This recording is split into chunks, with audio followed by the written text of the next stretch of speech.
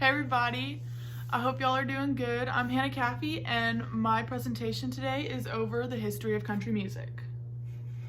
Nashville is the home of country music, and that's kind of weird to think about because we go to school in the place where the best country music in the world is produced and made. That's just insane to think about. I've always loved country music. In Texas, it's a big part of our culture. But since moving here, I found myself beginning to wonder what the history of it was, and so I decided to do my project over it. So I researched what styles it stemmed from, who were the first people to make country music, and how the sound has gotten from where it started to the way it is now. So that's what we're going to talk about today. Country music started in the 1920s. In its early days, people called it hillbilly music. But then they changed it to country western music because it was hillbilly music was kind of derogatory, and they shortened it from there to be just country music, so it was shorter.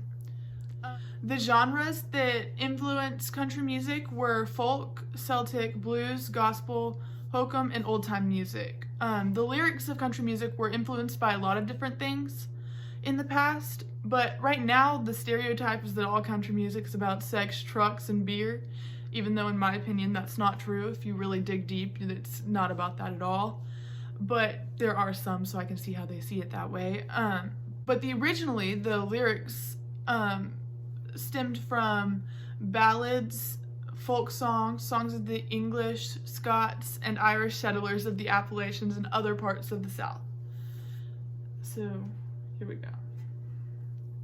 Country music started with the Scottish-Irish people making music in the southern Appalachian Mountains, which that's right here, so it would be Tennessee, Kentucky, Alabama.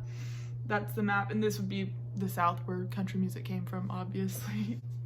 Eventually, it became popular enough to play for a larger crowd. The way they did this was through the radio, and the first radio show to play country music was the Grand Ole Opry, interesting enough. It was started by an insurance company, which is weird, but they had the Grand Ole Opry in a small studio in the office of the insurance company, where they aired for the first time October 5th, 1925, which is 5 years after country music was started, so that was pretty cool. The popularity of this type of program allowed for other people to want to make this type of music. The first country song to hit the radio was by Fiddlin' John Carson.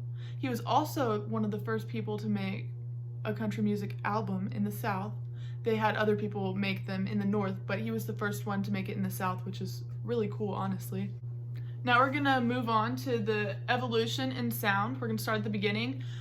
Originally, country music was much slower in tempo and incorporated more creative instruments than the country music of now. For example, the washboard. It didn't start out being an instrument, but it became an instrument because people used it.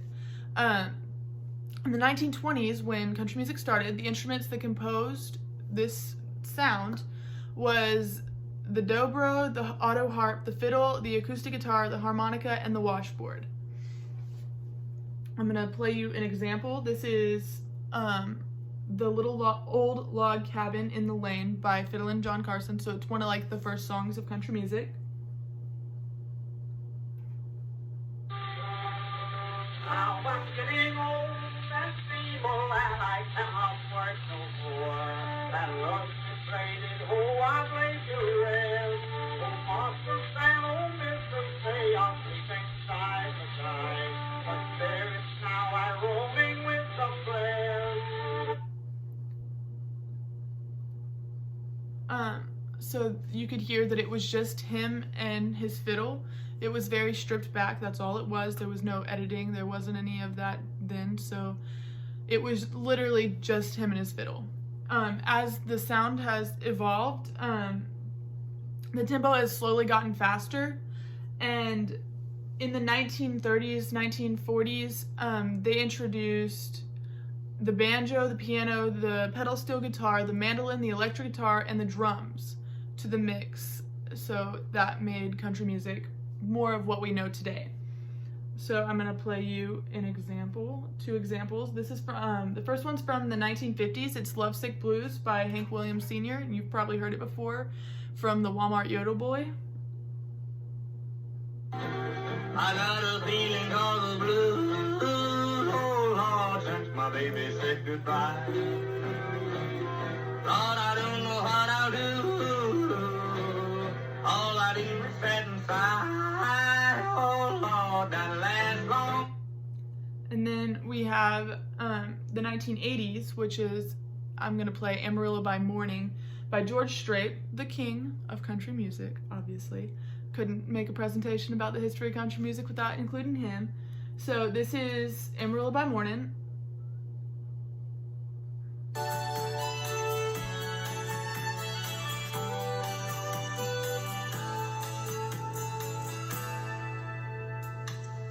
Amarillo by morning, up from San Antonio.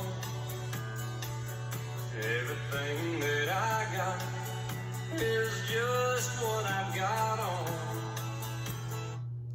And so you could hear in both of those that there were other instruments than just a fiddle or just one single instrument. There were more than one instrument. Country music has gotten even faster.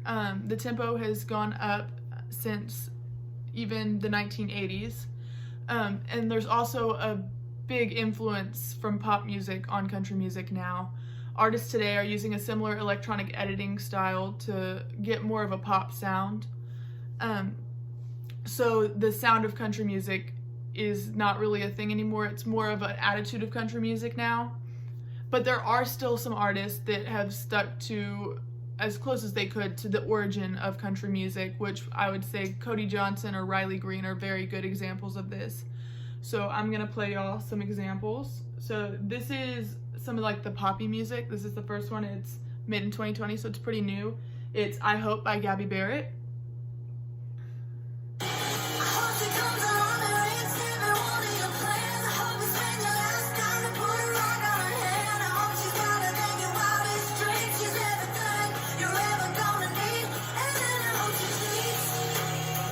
And then I'm gonna play a little bit of Riley Green. I wish girls you love never gave back diamond rings. I wish every porch had a swing.